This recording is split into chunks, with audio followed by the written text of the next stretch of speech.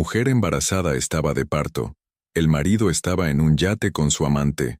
Ha llegado el karma. La madrugada valenciana se extendía pesada y húmeda sobre los tejados del barrio de Ruzafa. Eran las 3:15 cuando Maite Rebollo despertó con una punzada que le atravesó el vientre como un rayo silencioso. Su mano instintivamente buscó el otro lado de la cama, pero solo encontró sábanas frías y arrugadas. «Rubén», murmuró, con la voz ronca del sueño interrumpido. Silencio. La casa respiraba esa quietud extraña de los espacios vacíos. Ni el ronquido familiar, ni el suspiro profundo de quien duerme sin culpa. Maite se incorporó lentamente, sintiendo cómo su barriga de 8 meses pesaba más de lo habitual. Otra contracción, esta vez más intensa, más decidida. Se llevó las manos al abdomen y respiró como le habían enseñado en las clases de preparación al parto. Esas clases a las que había ido sola las últimas 4 semanas, inventando excusas para los otros padres. Rubén está de viaje, tiene una reunión importante, llegará la próxima semana. Rubén, por favor. Esta vez alzó la voz, aunque ya sabía que no obtendría respuesta. Se levantó con dificultad sujetándose al cabecero de la cama. Sus pies descalzos tocaron el suelo de terrazo frío y caminó hacia el pasillo. La luz de la cocina estaba apagada. El salón, en penumbras. El estudio donde él solía quedarse hasta tarde trabajando, vacío. Su teléfono marcaba las 03:18. Sin mensajes, sin llamadas perdidas. Nada. Marcó el número de Rubén. Una vez. Directamente al buzón de voz. Otra vez. Lo mismo. Una tercera. El corazón se le aceleró, no solo por las contracciones que ahora llegaban cada 10 minutos, sino por esa sensación familiar y terrible. La certeza de estar completamente sola. Maite se sentó en el sofá del salón, rodeada por los regalos del baby shower que nunca tuvieron, y los muebles que habían elegido juntos en IKEA hace 5 años, cuando aún creían en los domingos de compras, y las discusiones sobre si el armario debía ser blanco o roble. Ahora todo parecía decorado por una extraña. Cojines que nunca había elegido, cuadros que no recordaba colgar. Abrió Instagram, más por inercia que por curiosidad, y ahí estaba, la foto que le heló la sangre. Rubén sonreía radiante en la cubierta de un yate blanco, con el mar de Ibiza de fondo, aún más azul bajo el filtro perfecto. A su lado, pegada a él como una segunda piel, Lara Montero, morena, bronceada, con ese cuerpo que las redes sociales habían convertido en aspiracional, bikini coral, gafas de sol caras, sonrisa que vendía felicidad por minutos. El pie de foto decía, cuando la vida te sorprende con momentos mágicos, Ibiza, vida real, blessed.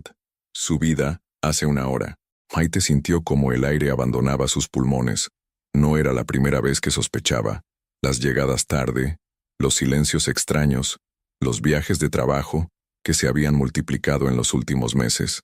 Pero verlo ahí, sonriente, sin rastro de culpa, mientras ella se preparaba para dar a luz a su hijo, una contracción más fuerte la dobló hacia adelante. Esta vez no pudo contener un gemido. Se puso en pie, tambalándose ligeramente. Fue hasta el dormitorio, cogió la bolsa del hospital que había preparado semanas antes y regresó al salón. Con manos temblorosas, abrió la aplicación del taxi. Destino: Hospital Clínico Universitario de Valencia, urgencias. Mientras esperaba, miró una vez más la foto. Rubén tenía la misma sonrisa que le había dedicado a ella el día que se casaron, la misma que prometía estar en lo bueno y en lo malo, en la salud y en la enfermedad. El timbre del taxi sonó abajo. Maite apagó todas las luces, cerró la puerta y bajó las escaleras sola, con su bolsa en una mano y su dignidad rota en la otra. No sabía que esa madrugada no solo nacería su hijo, también nacería la mujer que estaba destinada a ser. Las luces fluorescentes del hospital clínico parecían más agresivas a las 4 de la madrugada. Maite se aferró al mostrador de urgencias mientras la comadrona revisaba sus constantes con gesto serio. «Estás de 34 semanas, ¿verdad?», preguntó la mujer, una veterana de bata azul y mirada comprensiva. «Las contracciones son regulares. Vamos a ingresarte». «Mi marido», Maite intentó explicar, pero las palabras se le atascaron en la garganta como cristales rotos. «¿Viene de camino?». El silencio fue respuesta suficiente. La comadrona, que se llamaba Carmen según la placa identificativa, no insistió.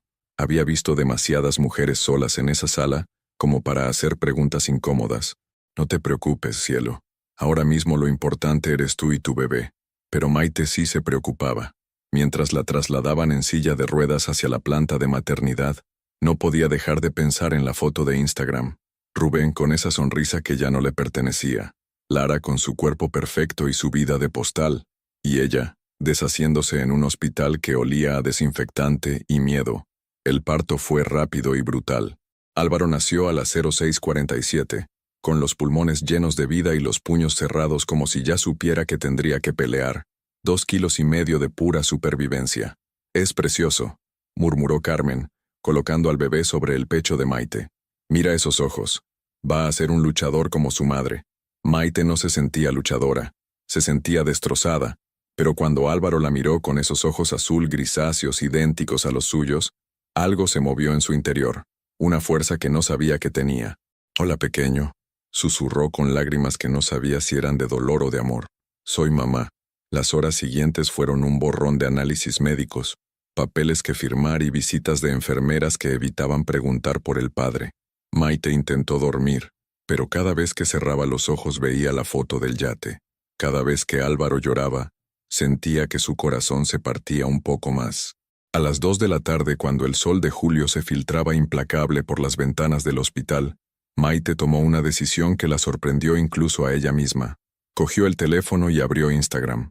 Hizo una foto de su mano entrelazada con la diminuta mano de Álvaro, sin filtros, sin poses, solo realidad en estado puro.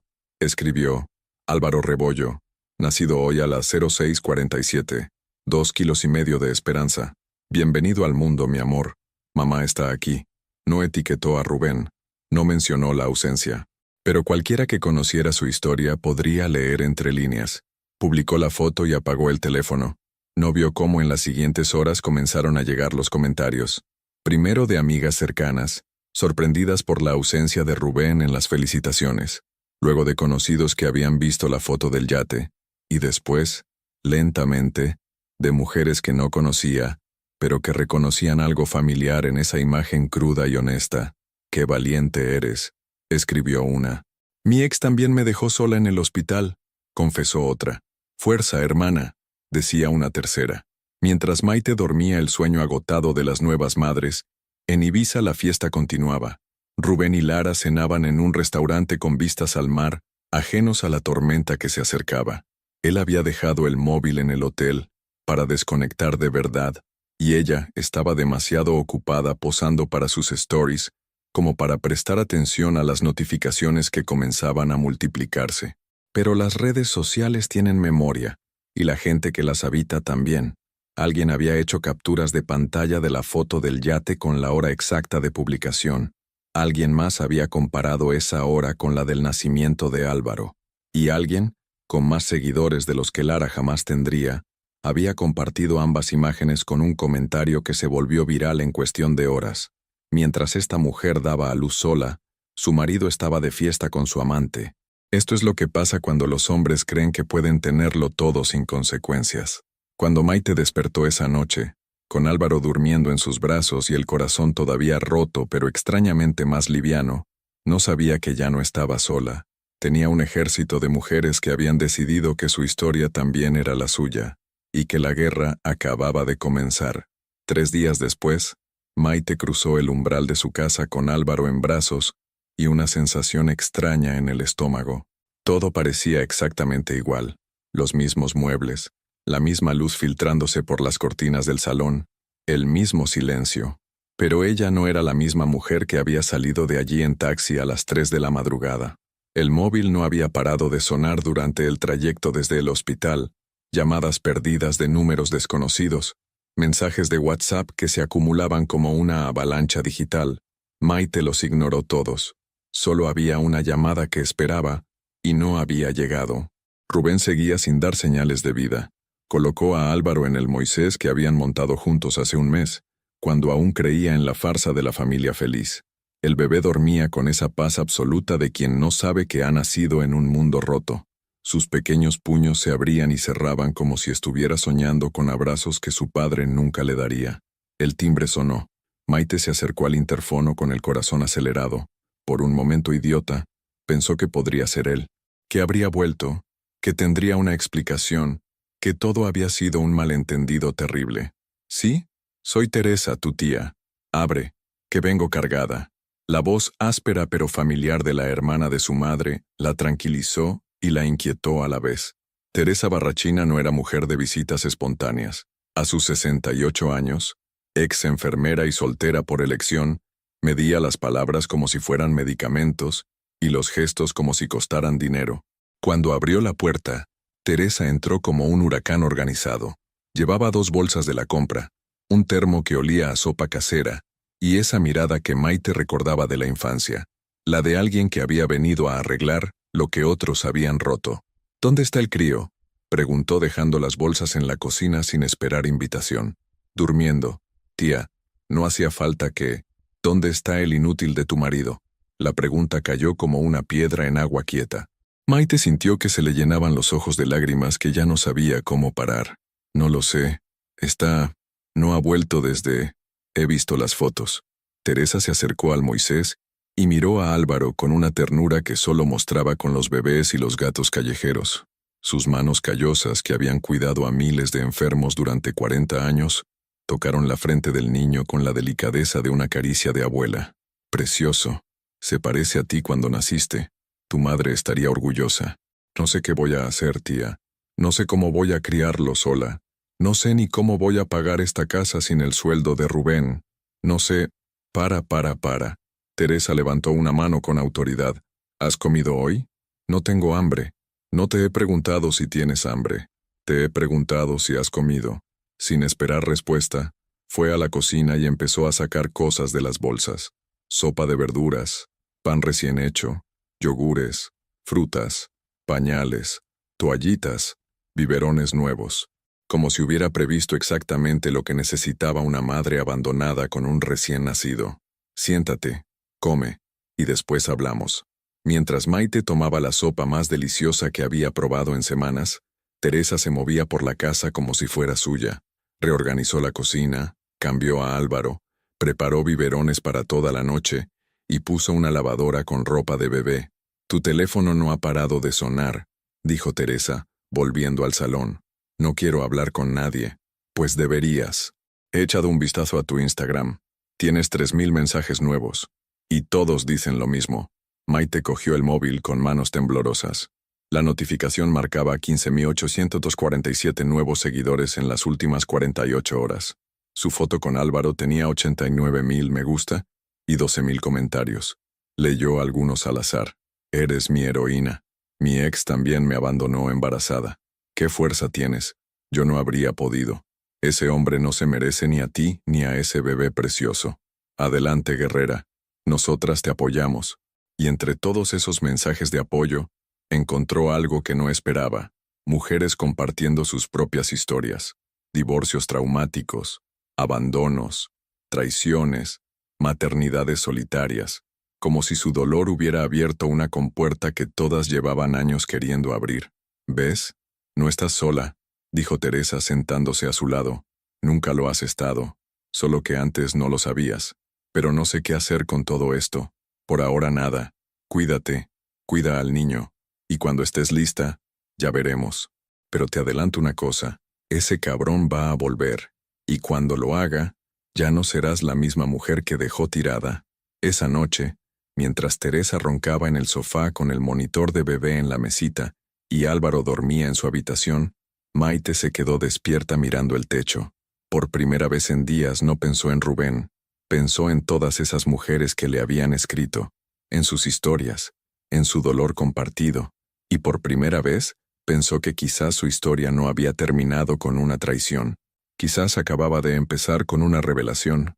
En Ibiza, el 5.º día de desconexión total de Rubén Aranda estaba siendo perfecto hasta las 2 de la tarde. El sol mediterráneo doraba su piel mientras Lara posaba para otra serie de fotos junto a la piscina infinita del hotel. Ella llevaba un bikini dorado que había costado más que el sueldo mensual de una camarera. Y él una sonrisa que no se había borrado desde que subieron al avión. Amor, ¿me haces una foto con el cóctel? La luz está perfecta. Lara extendía su móvil con la desenvoltura de quien había convertido su vida en contenido. Rubén obedeció, como llevaba haciendo toda la semana. Fotografiar a Lara se había vuelto su segundo trabajo no remunerado, pero no le importaba. Verla feliz, admirada, deseada por miles de seguidores, alimentaba su ego de macho que había conseguido la chica más guapa de Valencia. ¿Subimos ya esta?, preguntó ella, revisando la foto con ojo crítico. Espera que me voy a duchar y cuando salga miramos el móvil, respondió él, besándole la frente. Hoy quiero seguir desconectado. ¡Qué ironía! Mientras él se desconectaba de su realidad, esa misma realidad se había convertido en trending topic nacional. Lara esperó a que Rubén entrara en el baño para encender su iPhone. 5 días sin redes sociales habían sido una tortura autoimpuesta para promocionar su vida real y su relación auténtica, pero ya no podía más. La pantalla se iluminó y las notificaciones empezaron a caer como una cascada imparable. Miles, decenas de miles. Su corazón se aceleró de emoción. ¿Se habría vuelto viral alguna de sus fotos de Ibiza? Abrió Instagram y la sonrisa se le congeló en el rostro. Su número de seguidores había bajado de 847,000 a 756,000. En 5 días había perdido casi 100,000 seguidores. ¿Cómo era posible? Entró en los comentarios de su última publicación, la foto con Rubén en el yate, y sintió que el suelo se abría bajo sus pies. Sin vergüenza, su mujer estaba de parto. Qué asco de tía, romper una familia por 4 likes. Karma, zorra, te va a llegar. Espero que nunca tengas hijos. No te los mereces. Y Lara Montero, eres la amante más patética de España. Cientos de comentarios similares. Miles. Su buzón de mensajes directos estaba lleno de amenazas, insultos y capturas de pantalla de una publicación que no reconocía. Una mujer en un hospital con un bebé recién nacido. Con manos temblorosas, buscó el perfil. Maite Rebollo. La siguió hasta encontrar la foto que había desatado el infierno. La imagen cruda, sin filtros, de una madre agotada presentando a su hijo al mundo. Y en los comentarios, la historia completa. Mientras esta mujer daba a luz sola, su marido estaba de fiesta en Ibiza con su amante. Las capturas de pantalla comparando las horas de publicación estaban por todas partes. Twitter, Facebook, TikTok. Su cara y la de Rubén, etiquetadas como la pareja más despreciable de España. El influencer masculino Adani López Real, con 2 millones de seguidores, había hecho un vídeo que ya tenía 800,000 visualizaciones.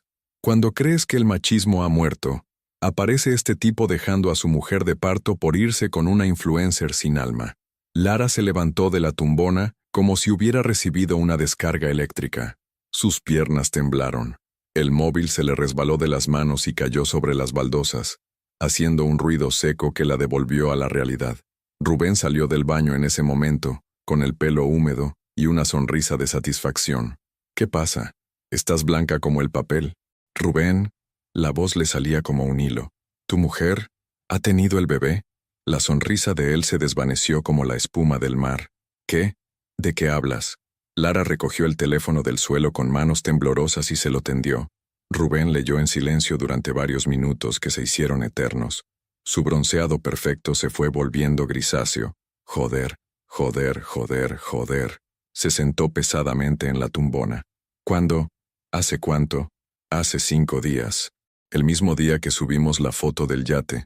El silencio se extendió entre ellos como una mancha de aceite.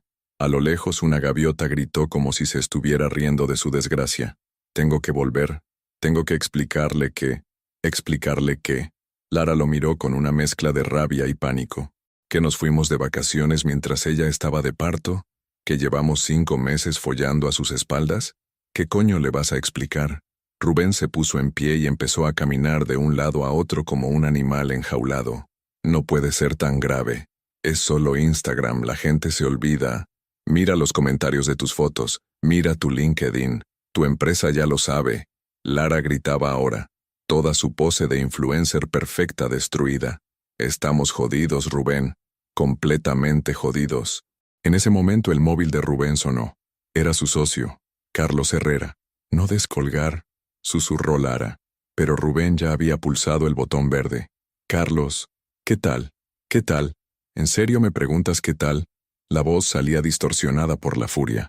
Estás en portada del digital de El País. La empresa está recibiendo llamadas de clientes preguntando si trabajamos con hombres que abandonan a sus mujeres embarazadas. Rubén cerró los ojos. El paraíso acababa de convertirse en su infierno personal. Y en Valencia, Maite daba el pecho a Álvaro mientras leía los comentarios de apoyo que no paraban de llegar. Por primera vez en años, sonrió de verdad. El vuelo de Ibiza a Valencia nunca había parecido tan largo. Rubén miraba por la ventanilla como si pudiera encontrar en las nubes la explicación que no tenía, mientras Lara permanecía en silencio sepulcral a su lado, con las gafas de sol puestas para ocultar los ojos hinchados de llorar. En las 2 horas de vuelo, ella había perdido otros 5,000 seguidores. Las marcas habían empezado a enviar emails rescindiendo contratos. Su agente la había llamado 3 veces, pero no había sido capaz de descolgar. ¿Qué vamos a hacer cuando aterricemos?, susurró Lara. No lo sé. Ir a casa, hablar con Maite, explicarle, ¿nuestra casa o su casa? La pregunta flotó en el aire como una bomba de relojería. Durante 5 meses, habían vivido en una burbuja donde el apartamento de Lara en el Eixample era su refugio, y la casa familiar solo existía como un obstáculo temporal. Ahora, de repente, la realidad les golpeaba con la fuerza de un tsunami. A mi casa, con mi mujer y mi hijo. Lara se giró hacia él con una expresión que mezcla incredulidad y rabia. ¿Tu mujer? ¿Ahora es tu mujer otra vez? Siempre has sido mi mujer, Lara. Nosotros, esto que tenemos... ¿Esto qué, Rubén? ¿No te acuerdas de todo lo que me dijiste? ¿Que ibas a pedirle el divorcio después del parto? ¿Que querías rehacer tu vida conmigo? Rubén cerró los ojos. Las promesas que había hecho en la cama, en momentos de pasión ciega, ahora sonaban como las palabras de un extraño idiota y egoísta. Las cosas han cambiado. No, Rubén. Las cosas siempre fueron así. Solo que ahora ya no puedes fingir. Aterrizaron en Valencia a las 7 de la tarde. El aeropuerto, normalmente lleno de turistas felices y ejecutivos apresurados, les pareció un campo de batalla. Rubén creía ver miradas acusadoras en cada rostro, oír susurros en cada conversación. Se separaron en la terminal sin despedirse. Lara cogió un taxi hacia su apartamento, donde la esperaba un buzón lleno de emails de cancelaciones y una nevera vacía que reflejaba perfectamente el estado de su alma. Rubén condujo hacia Ruzafa, con las manos temblando sobre el volante. Cuando llegó a su calle, aparcó el coche y se quedó sentado durante 10 minutos, mirando las ventanas de su casa. Había luz en el salón. Su vida anterior le esperaba ahí dentro, pero ya no sabía si tenía derecho a entrar. Subió las escaleras como un condenado a muerte. Antes de llamar al timbre, oyó voces dentro. Una era la de Maite, más firme de lo que recordaba. La otra no la reconocía. Tocó el timbre. El silencio fue inmediato y absoluto. Maite, soy yo. Rubén. Pasos lentos hacia la puerta. El sonido del interfono. ¿Qué quieres? La voz de su mujer sonaba diferente, más fría, más segura. Abrir, por favor. Tenemos que hablar. ¿Ahora tienes ganas de hablar? ¿Después de 5 días? Por favor, Maite. Déjame explicarte. Un silencio eterno. Después el portero automático sonó. Cuando abrió la puerta del piso, se encontró cara a cara con una mujer mayor de pelo gris y mirada afilada como un bisturí. Llevaba un delantal de cocina y le bloqueaba el paso como un guardaespaldas en zapatillas. Tú debes de ser el inútil, dijo Teresa sin preámbulos. Soy Rubén, el marido de Maite. Ah, ¿ahora te acuerdas de que eres su marido? Qué curioso. Rubén intentó pasar, pero Teresa no se movió ni un milímetro. ¿Puedo ver a mi mujer? Está dando el pecho a tu hijo. Ese hijo que nació hace 5 días mientras tú estabas de juerga. Yo no sabía que... No sabías porque no quisiste saber. Las contracciones no empiezan de repente, chaval. Ella llevaba días mal y tú ni te diste cuenta. Desde el salón llegó la voz de Maite. Déjale pasar, tía Teresa. Teresa se apartó a regañadientes, pero siguió a Rubén como una sombra amenazante. Maite estaba sentada en el sofá con Álvaro en brazos. Llevaba un pijama azul claro y tenía el pelo recogido en un moño despeinado, sin maquillaje, con ojeras. pero extrañamente luminosa, como si hubiera encontrado algo que había perdido hace tiempo. «Hola, Rubén. Maite, yo...» Se acercó lentamente, como si ella fuera un animal herido que pudiera salir corriendo. «Lo siento muchísimo. No tienes ni idea de cuánto lo siento. ¿Qué sientes exactamente? ¿Haberme abandonado durante el parto o haberte pillado?» La pregunta le golpeó como una bofetada. Maite lo miraba sin rabia, sin lágrimas, con una tranquilidad que le daba más miedo que cualquier grito. «Lo siento todo. Siento no haber estado aquí. Siento haberte hecho daño. Siento...» ¿Sientes haber estado con Lara durante 5 meses o solo sientes que todo el mundo lo sepa?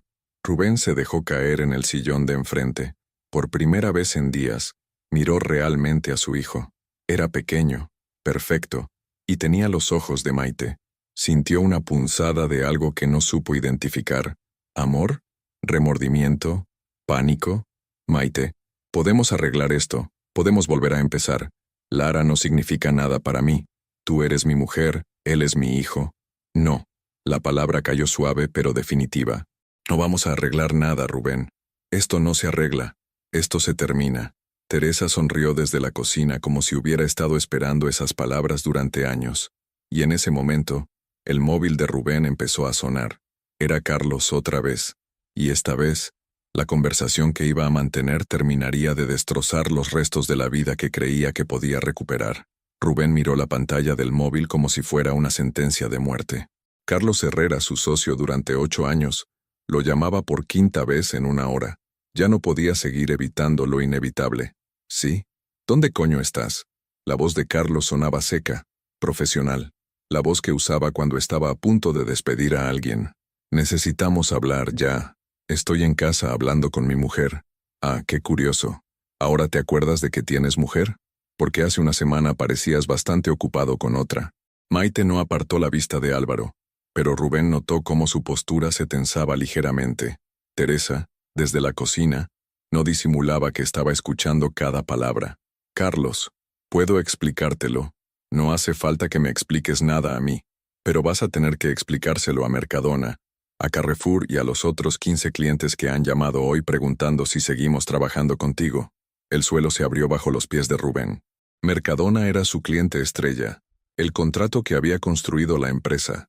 Sin ellos, la consultoría que había tardado una década en levantar se desmoronaría en semanas. ¿Qué les has dicho? «Les he dicho la verdad, que eres mi socio, pero que no controlo tu vida personal». ¿Sabes qué me han respondido? Que una empresa que trabaja sobre valores familiares, en marketing, no puede permitirse tener socios que destrozan familias. Rubén se levantó del sillón y salió al balcón, buscando intimidad para una conversación que ya estaba perdida. «Podemos gestionarlo. Hacer una campaña de imagen, explicar que mientras tu mujer daba a luz tú estabas montándotelo en Ibiza». Carlos hizo una pausa larga. «He hablado con los abogados. La empresa puede comprarte tu parte, al 50% de su valor actual». «¿Qué? Eso es mi vida. Es todo lo que tengo». «Tenías, Rubén. Tenías una empresa. Tenías una familia. Tenías una reputación. Y lo has tirado todo por la borda por una influencer de 27 años». La llamada se cortó.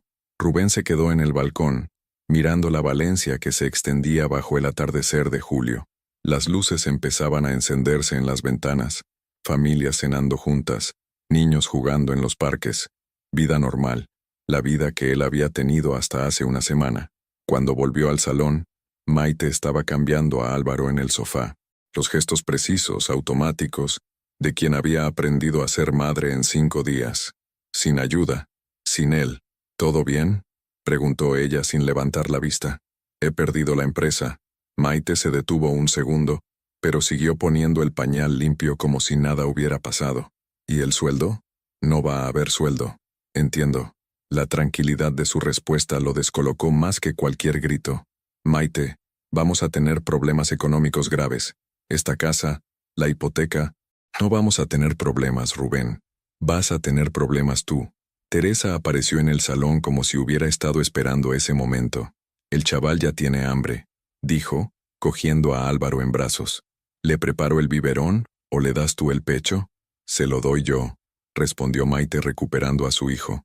Rubén las observó moverse con una sincronía perfecta, como si Teresa hubiera estado ahí desde siempre, como si él fuera el intruso. ¿Desde cuándo está tu tía aquí? Desde que me diste cuenta de que no podía contar contigo para nada. Maite, por favor. Sé que lo he jodido todo, pero podemos intentarlo. Por Álvaro. Una familia rota no es buena para... ¿Una familia rota? Maite lo miró por primera vez con algo parecido a la ira. ¿Tú crees que esto es una familia rota? Mira a tu hijo Rubén. Míralo bien. Álvaro dormía plácidamente en brazos de su madre, ajeno a la tormenta que se desataba a su alrededor. ¿Tú crees que él necesita crecer viendo a su padre engañar a su madre? ¿Crees que necesita un ejemplo de hombre que abandona a su familia en los momentos más importantes? ¿Eso es lo que quieres enseñarle? Yo no soy ese hombre. He cometido un error, pero... Has cometido cientos de errores durante 5 meses. El abandono en el parto solo fue la gota que colmó el vaso.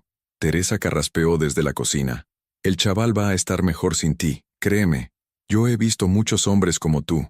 Sois todos iguales. Cuando las cosas se ponen difíciles, desaparecéis. Cuando volvéis, queréis que todo siga igual. No soy como los demás. Claro que sí. Maite se levantó con Álvaro en brazos. Y ahora, por favor, vete. Tengo que darle de cenar a mi hijo y después tengo trabajo que hacer. ¿Trabajo? ¿Qué trabajo? Por primera vez en toda la conversación, Maite sonrió. Una sonrisa pequeña pero llena de secretos. Trabajo de verdad, no como el tuyo. Rubén salió de su propia casa sintiéndose como un extraño. En el rellano sacó el móvil y abrió Instagram sin pensarlo. La foto de Maite con Álvaro tenía ya 127,000 me gusta. Su perfil había crecido hasta los 45,000 seguidores. Los comentarios seguían llegando. Eres inspiración pura. Qué valiente. Mi madre también nos sacó adelante sola. ¿Has pensado en escribir un libro? Tu historia necesita contarse. Mientras bajaba las escaleras, Rubén no sabía que Maite estaba leyendo esos mismos comentarios en su móvil, y que, por primera vez en años, había empezado a creer que quizás tenía algo importante que decir. 2 semanas después del regreso de Rubén, Maite se había levantado a las 5 de la madrugada por segunda vez esa semana, no por Álvaro, que dormía plácidamente en su Moisés, sino por el trabajo que la esperaba en el ordenador portátil que Teresa le había regalado por sorpresa. «Para que escribas», había dicho simplemente. «Tienes cosas importantes que decir». La cocina estaba en silencio, apenas iluminada por la luz del ordenador y el resplandor tenue del amanecer que se filtraba por la ventana. Maite escribía con una intensidad que no recordaba haber sentido nunca, ni siquiera cuando preparaba las clases de literatura en el instituto. Pero esto era diferente. Esto era real. La página de su blog, que había creado una semana antes, se llamaba Cartas que nunca envié. Había empezado escribiendo la carta que nunca le mandaría a Rubén. Luego, la que no le escribiría a Lara. Después, la que jamás se enviaría a sí misma del pasado. Cada entrada recibía cientos de comentarios de mujeres que se reconocían en sus palabras. Mi marido también me engañó durante el embarazo. Yo también fingí que no veía las señales. Gracias por poner palabras a lo que no sabía cómo explicar. Ese día escribía sobre el miedo. El miedo a ser madre soltera, a no llegar a fin de mes, a criar sola a un hijo en un mundo que seguía juzgando más a las madres que a los padres ausentes. Pero también sobre el miedo que había descubierto era peor, el miedo a vivir una mentira para siempre. Sus dedos volaban sobre el teclado. Durante años creí que mi mayor terror era quedarme sola. Ahora sé que mi verdadero miedo era quedarme acompañada de las personas equivocadas. Álvaro se removió en su Moisés. Maite guardó el documento y fue a preparar el biberón. Mientras el agua se calentaba, chequeó las estadísticas del blog. 23,000 visitas en una semana. El artículo anterior había sido compartido 1,847 veces en Facebook. «Buenos días, mi amor», susurró, cogiendo a Álvaro en brazos. «¿Has dormido bien?» El bebé la miró con esos ojos azul grisáceos que cada día se parecían más a los suyos. A las 6 semanas de vida, Álvaro ya sonreía. Una sonrisa que era solo para ella, como si supiera que eran un equipo. Teresa apareció en la cocina a las 7, como cada mañana, con el pelo recogido y la actitud eficiente de quien había madrugado toda la vida. «¿Has dormido algo? ¿O has estado toda la noche escribiendo?» 3 horas. Suficiente. No es suficiente. Necesitas descansar. Necesito escribir más. Tía, están pasando cosas increíbles. Teresa se sirvió café y se sentó frente a ella con gesto escéptico. ¿Qué tipo de cosas? Maite abrió el portátil y le enseñó los emails que habían llegado durante la noche. Una editorial independiente preguntando si tenía material para un libro. Una podcast feminista invitándola a dar una entrevista. Una asociación de madres solteras pidiendo que diera una charla. Hay más, dijo Maite, con una emoción contenida que no quería expresar en voz alta por si se desvanecía. Una marca de productos para bebés quiere colaborar conmigo. Y mira esto. Le enseñó un email que había recibido esa madrugada. Una abogada especializada en derecho de familia, Isabel Navarro, se ofrecía a representarla gratuitamente en el divorcio. He leído su blog y conozco su historia. Tengo 15 años de experiencia ayudando a mujeres en situaciones similares. Si necesita apoyo legal, cuenta conmigo. ¿En serio? Teresa leyó el mensaje 2 veces. ¿Gratis? Gratis. Dice que mi caso puede sentar precedente. Abandono durante el parto, adulterio con pruebas públicas, negligencia emocional. Al parecer, soy el caso perfecto para mostrar que las mujeres ya no estamos dispuestas a aguantar cualquier cosa. Teresa sonrió con esa sonrisa suya, pequeña pero llena de satisfacción. Tu madre estaría orgullosa. Lo sé. A las 9 sonó el timbre. Teresa fue a abrir mientras Maite terminaba de vestirse.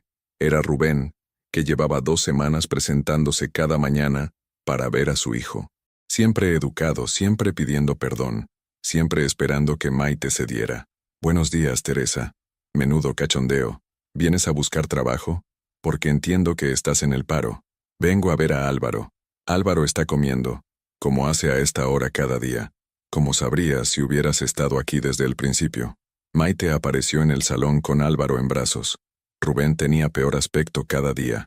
Barba descuidada, ojeras profundas, ropa que parecía dormida. La empresa familiar que había construido durante años se había desmoronado en 15 días. Sin ingresos, había tenido que mudarse a un apartamento de una habitación en Benimaclet. ¿Cómo está el pequeño? Está perfecto. Cada día más grande y más despierto. Maite, necesitamos hablar de temas prácticos. El divorcio, la custodia. Ya tengo abogada. ¿Qué? ¿Cuándo? Esta mañana. Isabel Navarro, especialista en derecho de familia. La mejor de Valencia, según he oído. Rubén palideció. Conocía la reputación de Isabel Navarro. Era la abogada que había conseguido que Raquel Mendoza, la presentadora de Canal 9, ganara uno de los divorcios más mediáticos de los últimos años. Esto se puede resolver en familia, Maite. No necesitamos convertirlo en un circo. ¿Un circo? Maite lo miró con esa tranquilidad nueva que lo desarmaba. Rubén, tú convertiste nuestra vida en un circo cuando subiste esas fotos. Yo solo estoy recogiendo los pedazos. ¿Y el dinero? ¿Cómo vas a mantener a Álvaro? Esta casa cuesta 700 euros al mes solo de hipoteca. Ya no es tu problema. Sí es mi problema. Es mi hijo. Tu hijo está perfectamente. Y en cuanto al dinero, Maite sonrió. Y por primera vez en semanas fue una sonrisa de auténtica satisfacción. Resulta que escribir se me da bastante bien. Ese mismo día, a las 5 de la tarde, Maite subió su primera entrada explicando abiertamente su proceso de divorcio. Se titulaba «Cómo dejar de disculparte por las decisiones de otros». En 2 horas tenía 500 comentarios y 12.000 visitas. Y en Madrid, en la oficina de una editorial de gran tirada, una editora jefe imprimía todos sus artículos y los colocaba sobre su mesa con una nota amarilla. Encontrar a gente. Este libro se va a vender solo. La oficina de Isabel Navarro en el centro de Valencia parecía diseñada para intimidar. Ventanales enormes que daban a la plaza del ayuntamiento, estanterías repletas de códigos legales y una mesa de cristal que reflejaba la luz como una hoja afilada. Maite se sentó frente a la abogada más temida de la ciudad, sintiéndose extrañamente tranquila. «He revisado toda la documentación que me enviaste», dijo Isabel, una mujer de unos 50 años con el pelo platino perfectamente cortado y una mirada que parecía leer las mentiras antes de que se pronunciaran. «Y debo decirte que es el caso más sólido que he visto en años». «¿En serio?» «Abandono del hogar conyugal durante el embarazo. Check. Adulterio con pruebas fotográficas publicadas por el propio adúltero. Check. Ausencia durante el parto documentada por el hospital. Check. Isabel contaba con los dedos como si fuera una lista de la compra. Y la guinda del pastel. Él mismo ha arruinado su estabilidad económica, por lo que no puede ni siquiera alegar que debe mantener un nivel de vida superior. Maite cambió de posición a Álvaro, que dormía en su portabebés. El niño se había convertido en su compañero inseparable para todas las gestiones legales. ¿Qué significa eso en términos prácticos? Significa que vas a conseguir la custodia exclusiva, la casa familiar, una pensión de alimentos razonable y probablemente una indemnización por daños morales. Isabel sonrió con la satisfacción de un general que ha ganado la batalla antes de lucharla. Tu exmarido no tiene ni idea de lo que se le viene encima. ¿Y si él contrata un abogado mejor? ¿Con qué dinero? Según mis contactos, está viviendo de prestado en un apartamento de 40 metros cuadrados y debe 3 meses de alquiler. En ese momento, como si el universo tuviera sentido del humor, el móvil de Maite vibró. Era un mensaje de WhatsApp de Rubén. Maite, por favor, necesitamos hablar antes de que esto llegue a los tribunales. Podemos llegar a un acuerdo que nos beneficie a todos. Lara quiere pedirte perdón en persona. Isabel leyó el mensaje por encima del hombro de Maite y soltó una carcajada que resonó por todo el despacho. Ahora quieren negociar.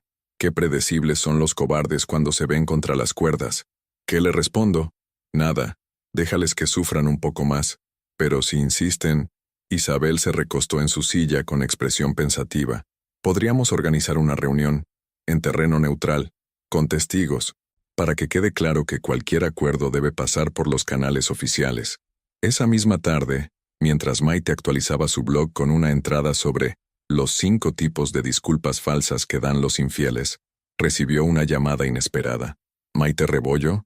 Sí, ¿quién es? Me llamo Carmen Vidal, soy editora de Planeta. Hemos estado siguiendo su blog y nos gustaría reunirnos con usted para hablar de un posible libro. Maite se quedó muda. Planeta. Una de las editoriales más grandes de España. Sí, claro. Me encantaría. Perfecto. ¿Podría venir a Madrid la semana que viene? Obviamente, corremos con todos los gastos. Cuando colgó el teléfono, se quedó sentada en el sofá durante varios minutos, abrazando a Álvaro y sintiendo que su vida giraba tan rápido que apenas podía seguir el ritmo. Teresa apareció con 2 tazas de té. Buenas noticias, por la cara que tienes. Planeta quiere publicar mi libro. ¿Qué libro? El que todavía no he escrito. Ambas se echaron a reír, y por primera vez en meses, Maite sintió que la risa le salía del alma y no del nerviosismo. Mientras tanto, al otro lado de la ciudad, Lara Montero se miraba en el espejo de su apartamento vacío y no reconocía a la mujer que le devolvía la mirada. En un mes había perdido 200.000 seguidores, todos sus contratos publicitarios y su principal fuente de ingresos. Las facturas se acumulaban sobre la mesa de la cocina como una montaña de reproches, y su agente había dejado de devolverle las llamadas. El timbre sonó. Era Rubén, con aspecto de no haber dormido en días. ¿Has pensado en lo que hablamos ayer? ¿En lo de ir a humillarnos delante de tu exmujer? Sí, he pensado. Y creo que estás loco. Lara, es nuestra única oportunidad. Si conseguimos que retire la demanda nuestra. Lara lo miró con una amargura que llevaba semanas creciendo. No hay ningún nuestra, Rubén. Tú tienes un hijo con ella. Yo solo tengo una reputación destruida por asociarme contigo. Pensé que me querías. Te quería cuando eras un hombre exitoso que me prometía una vida mejor, no cuando eres un fracasado que me ha arrastrado a su ruina. Rubén encajó las palabras como bofetadas. Durante 5 meses, Lara había sido su escape, su premio, la prueba de que seguía siendo deseable. Ahora se daba cuenta de que había sido tan ingenuo como un adolescente. ¿Entonces qué? ¿Se acabó? Se acabó hace tiempo, solo que ninguno de los dos quería admitirlo. Esa noche, Rubén volvió a su apartamento vacío y se sentó frente al ordenador. Abrió el blog de Maite, que había estado evitando leer durante semanas. La última entrada se titulaba «Cuando el karma llega puntual a la cita». Leyó cada palabra, cada línea que lo retrataba sin nombrarlo como el cobarde que había sido. Y por primera vez desde que había vuelto de Ibiza, sintió algo parecido al arrepentimiento real, no por las consecuencias que estaba sufriendo, sino por el daño que había causado a la única persona que realmente lo había amado. Cogió el móvil y escribió un mensaje que borró 3 veces antes de enviarlo. Maite, tienes razón en todo. No merezco tu perdón, pero necesito que sepas que siento cada segundo del dolor que te he causado. Álvaro se merecía un padre mejor, y tú te merecías un marido que estuviera a tu altura.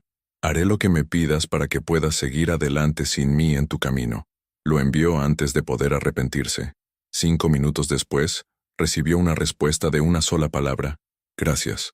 Era la primera vez en un mes que Maite le respondía a un mensaje, y sería la última vez que se dirigirían la palabra como marido y mujer. El juzgado de primera instancia número 7 de Valencia nunca había visto un caso que generara tanta expectación mediática. A las 9 de la mañana del 15 de septiembre, periodistas de medio país se agolpaban en los pasillos esperando conocer el desenlace del caso del parto abandonado, como lo habían bautizado los medios. Maite llegó con Álvaro en brazos, Teresa a su izquierda e Isabel Navarro a su derecha, como un pequeño ejército de mujeres decididas a hacer historia. Llevaba un vestido azul marino sencillo, el pelo recogido en un moño bajo y ninguna joya excepto la alianza que había decidido no quitarse hasta que el juez dictara sentencia. ¿Estás nerviosa?, preguntó Teresa. Sorprendentemente, no. Maite miró a Álvaro, que observaba el mundo con esa curiosidad intensa de los bebés de 3 meses. Sea cual sea el resultado, ya he ganado lo más importante. Isabel sonrió con la satisfacción de quien sabía que tenía todos los ases en la manga. Hoy va a ser un día histórico para las mujeres españolas. Este caso va a cambiar la forma en que los tribunales ven el abandono emocional. Rubén llegó 10 minutos después, acompañado por un abogado de oficio que parecía más nervioso que su propio cliente. Había perdido al menos 10 kilos en los últimos meses. Llevaba un traje que le quedaba grande y evitaba mirar hacia donde estaba Maite. Lara no había aparecido.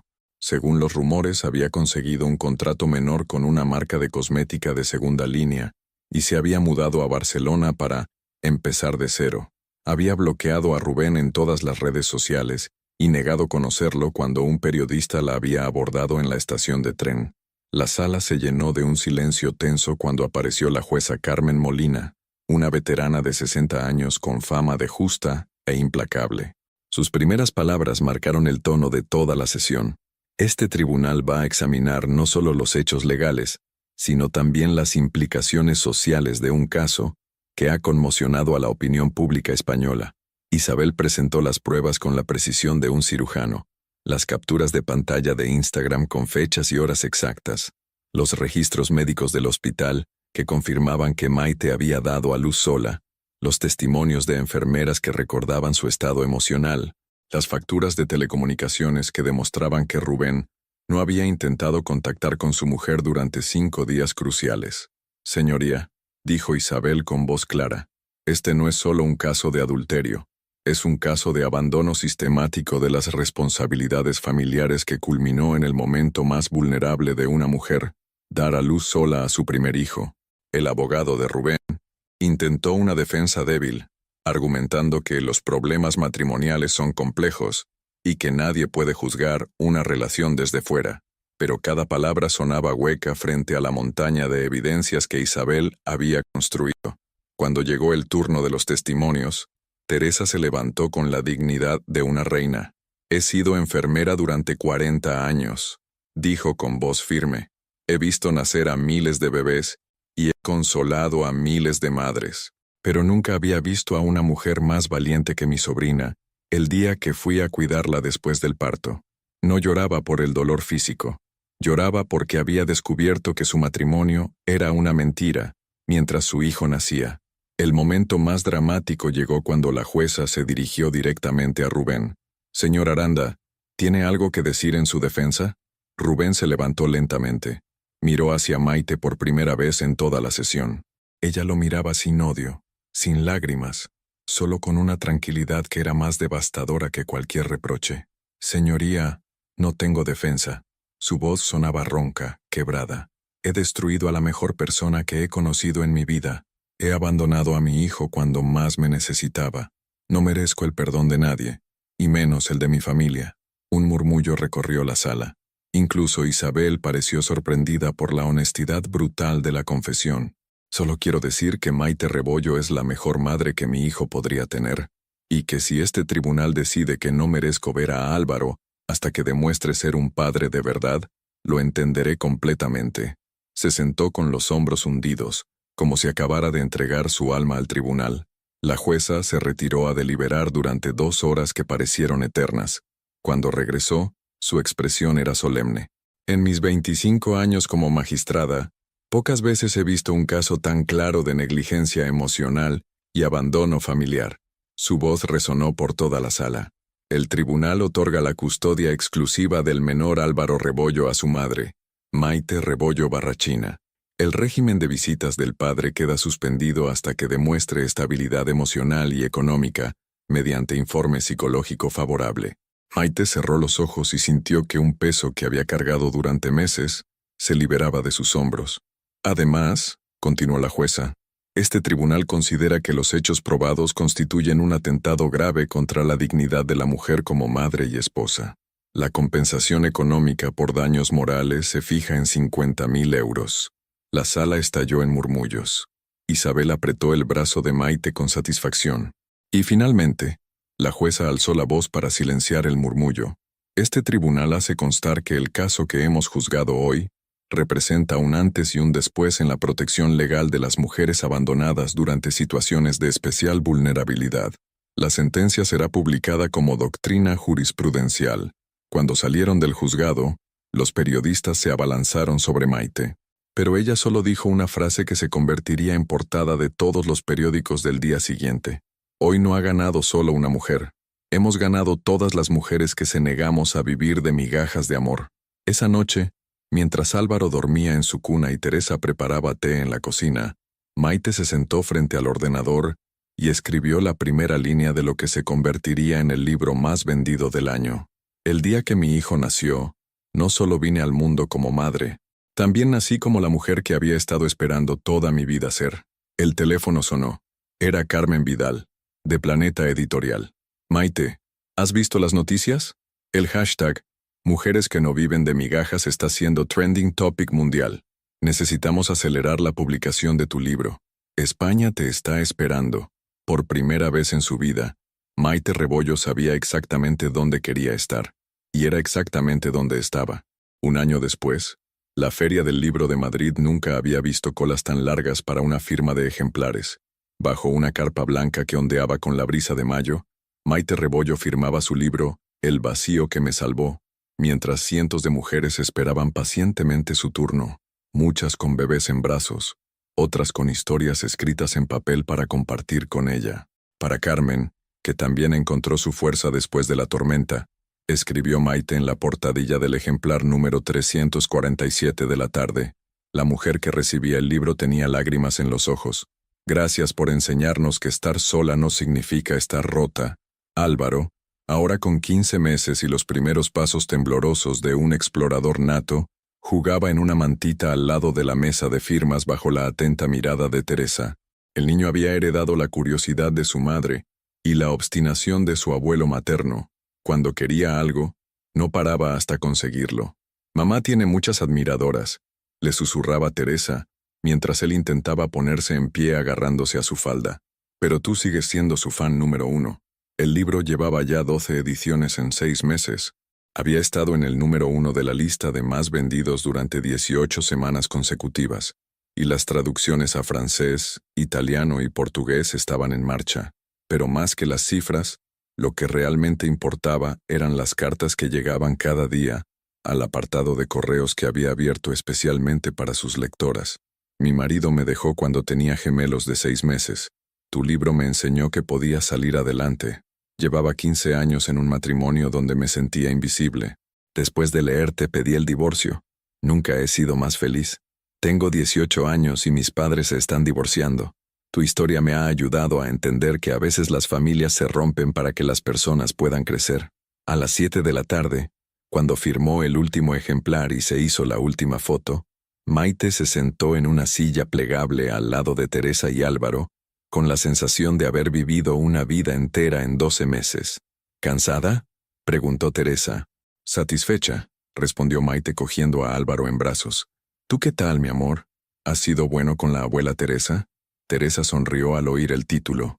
Después de un año cuidando de Álvaro, había pasado de ser la tía a ser oficialmente la abuela. Era la familia que habían elegido, la familia que funcionaba. Ha estado perfecto, como siempre. Recogieron las cosas lentamente, disfrutando de la tranquilidad después de la tormenta mediática del día. Maite había aprendido a gestionar la fama con la misma serenidad con la que había gestionado la traición, sin permitir que la definiera, pero aprovechando su poder para ayudar a otras mujeres. Mientras caminaban hacia el coche, Maite vio una figura familiar al final de la calle. Rubén estaba apoyado contra una farola, con las manos en los bolsillos, y una expresión que mezcla orgullo y tristeza. ¿Quieres que me lleve a Álvaro?, ofreció Teresa, que también lo había visto. No, está bien. Maite se acercó con Álvaro en brazos. Rubén había cambiado mucho en un año. Había perdido peso, tenía canas nuevas en las sienes y una humildad en la mirada que antes nunca había tenido. Trabajaba como comercial en una empresa de material de oficina, un trabajo modesto que le permitía pagar el alquiler de su apartamento de una habitación y la pensión de Álvaro. Hola Maite. Hola Rubén. Álvaro lo miró con curiosidad, sin reconocerlo realmente. Las visitas supervisadas habían empezado solo 3 meses antes, 2 horas cada 15 días en un centro de acogida familiar. Era poco, pero Rubén nunca había protestado. He visto la cola. Enhorabuena. El libro se lo merece. Gracias. Se quedaron en silencio durante unos segundos. Ya no había rencor entre ellos, pero tampoco quedaba nada del amor que una vez los había unido. Solo una cortesía respetuosa y la conexión eterna que representaba el niño que Maite tenía en brazos. ¿Cómo está el pequeño? Creciendo muy rápido. Ya casi camina solo. Me gustaría... Rubén se detuvo. Si algún día consideras que he demostrado que puedo ser un padre de verdad, me gustaría conocerlo mejor. Maite lo miró a los ojos. Un año antes habría visto manipulación en esas palabras. Ahora solo veía sinceridad cansada. Cuando el psicólogo diga que estás preparado, hablaremos. Está bien. Rubén asintió. Maite, sé que no sirve de nada decirlo, pero necesito que sepas que estoy orgulloso de la mujer en la que te has convertido. Siempre fuiste fuerte, pero ahora brillas. He aprendido que la fuerza no se encuentra, se construye, cada día, con cada decisión pequeña. Tu hijo va a tener la mejor madre del mundo. Ya la tiene, dijo Maite con una sonrisa pequeña pero genuina. Y también tiene la mejor abuela adoptiva. Se despidieron sin drama, sin lágrimas, sin grandes declaraciones. Rubén se alejó caminando hacia el metro, y Maite volvió donde Teresa la esperaba con el coche. ¿Todo bien?, preguntó Teresa. Todo perfecto. Mientras conducían de vuelta a Valencia, Álvaro se quedó dormido en su sillita. Teresa puso música suave en la radio, y Maite se dedicó a mirar por la ventana los campos castellanos que se extendían hasta el horizonte. Su móvil vibró. Era un mensaje de Isabel Navarro. Acabo de recibir una llamada de la delegación del gobierno. Quieren que presentes tu libro en el Congreso, en un acto sobre violencia de género y abandono familiar. Es un honor que solo se concede a libros que han cambiado la sociedad. Maite leyó el mensaje 2 veces antes de contestar. Acepto, pero quiero llevarlo a Álvaro. Mi historia no tendría sentido sin él. Guardó el teléfono y volvió a mirar por la ventana. En la distancia, el sol se ponía sobre los campos de girasoles que giraban hacia la luz como si supieran exactamente hacia dónde querían crecer, exactamente como había aprendido a hacer ella. Esa noche, después de acostar a Álvaro y despedirse de Teresa, Maite se sentó en su escritorio con una taza de té y abrió el ordenador. Tenía una nueva historia que contar, la historia de una mujer que había descubierto que la vida real comenzaba el día que dejó de vivir la vida que otros esperaban de ella. En la primera línea del que sería su segundo libro escribió: «La felicidad no es un destino al que se llega, es una forma de caminar, y yo por fin había aprendido cuál era mi paso». Mientras escribía, Álvaro se movió en su cuna. Maite se acercó a mirarlo. Dormía con una sonrisa en los labios, como si estuviera soñando con todas las aventuras que les esperaban.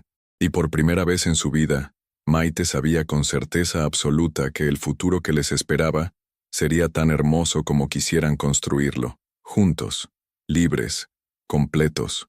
3 años después, el jardín de la nueva casa en Sagunto estaba lleno de risas infantiles, y conversaciones de mujeres que habían venido de toda España para el primer encuentro anual de la Fundación Mujeres que Florecen. Maite observaba desde la terraza cómo Álvaro, ahora con 4 años y una energía desbordante, corría entre las mesas persiguiendo mariposas con otros niños cuyos madres habían encontrado en su historia la fuerza para reescribir las suyas propias. ¿Te arrepientes de algo?, preguntó Teresa, apareciendo a su lado con 2 vasos de limonada casera. ¿De qué podría arrepentirme? Maite sonrió, señalando el jardín donde más de 50 mujeres compartían sus historias de superación. Mira esto, tía. Si no hubiera pasado por todo aquello, esto no existiría. La Fundación Mujeres que Florecen había nacido 2 años antes, cuando las cartas de sus lectoras se habían vuelto tan numerosas que Maite decidió crear algo más grande que un buzón de correos. Ahora ofrecía apoyo legal gratuito, asistencia psicológica, talleres de escritura terapéutica y microcréditos para mujeres emprendedoras que salían de relaciones tóxicas. ¡Mamá, mamá! Álvaro corrió hacia ella con las mejillas rojas y una sonrisa que era pura alegría. La señora Carmen dice que su niña también nació el mismo día que yo. ¿En serio? ¡Qué casualidad tan bonita!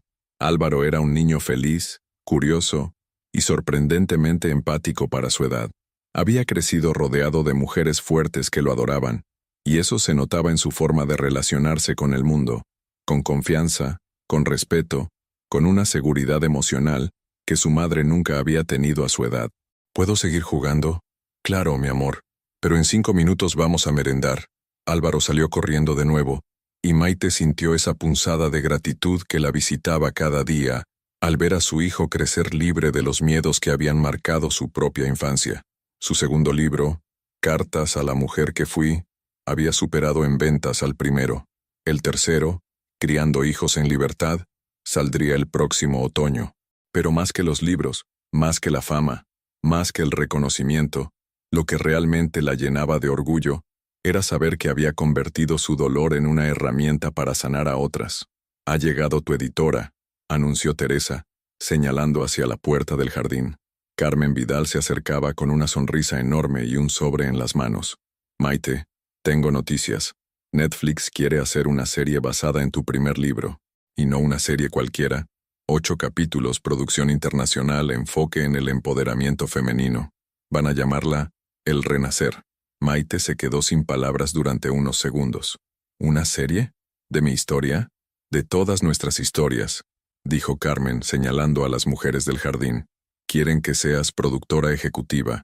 Y lo mejor de todo, el dinero de los derechos irá íntegramente a la fundación». Teresa soltó un silbido de admiración, de profesora de instituto a productora de Netflix. No está mal para alguien que empezó escribiendo en el bloque de notas del móvil. Esa tarde, cuando se fueron las últimas invitadas y Álvaro se quedó dormido en el sofá después de tanta emoción, Maite se sentó en su escritorio con vista al jardín. Las últimas luces del atardecer mediterráneo se filtraban por las ventanas, creando sombras doradas que bailaban sobre las paredes. Abrió el cajón donde guardaba la foto que había cambiado todo. Ella en el hospital con Álvaro recién nacido, sin filtros, sin poses, solo verdad en estado puro. A veces la miraba para recordar el camino recorrido. En la mesita de noche tenía otra foto más reciente. Ella, Álvaro y Teresa, en la playa de Cullera el mes anterior, construyendo castillos de arena bajo el sol de agosto. 3 generaciones de supervivientes que habían elegido ser familia. Su móvil vibró. Era un mensaje de una chica de 20 años desde Sevilla. «Maite, acabo de leer tu libro y me ha salvado la vida. Literalmente. Estaba a punto de casarme con un hombre que me maltrataba psicológicamente, pero después de leerte entendí que merezco más. He roto el compromiso. Tengo miedo, pero por primera vez en años, también tengo esperanza. Gracias por enseñarme que estar sola es mejor que estar mal acompañada». Maite sonrió y respondió: «El miedo es normal, pero la esperanza es más fuerte. Confía en ti. El amor verdadero, empezando por el amor propio, siempre llega cuando estamos preparadas para recibirlo». Un abrazo enorme. Guardó el teléfono y miró por la ventana. En la distancia, el mar Mediterráneo brillaba como un espejo bajo la luna llena. 3 años antes había creído que su vida se acababa en un hospital de Valencia, mientras daba a luz sola. Ahora sabía que esa madrugada no había marcado un final. Había marcado el comienzo de la mujer que siempre había estado destinada a ser. Cogió el bolígrafo y escribió en su diario personal: «Querida Maite del pasado, todo ese dolor que creías que te iba a destruir, en realidad te estaba construyendo. Cada lágrima era un ladrillo. Cada noche en vela era una ventana. Cada momento de soledad era el espacio que necesitabas para encontrarte a ti misma. No tengas miedo del vacío. A veces, vaciarse es la única forma de llenarse de lo correcto.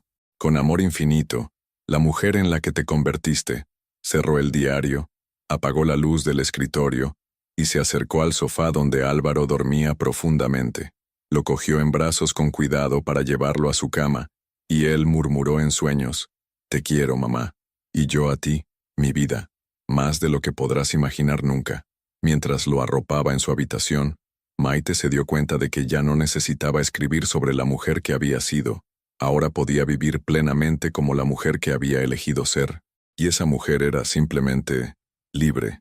¿Habrías tenido el valor de convertir tu dolor en propósito como hizo Maite? Su participación en el canal es muy importante. Por favor, deje su opinión en los comentarios. Muchas gracias por seguir hasta el final. Si te ha gustado esta historia, no olvides suscribirte al canal, dejar un like y comentar tu opinión. Tu participación es muy importante para nosotros. Hasta la próxima.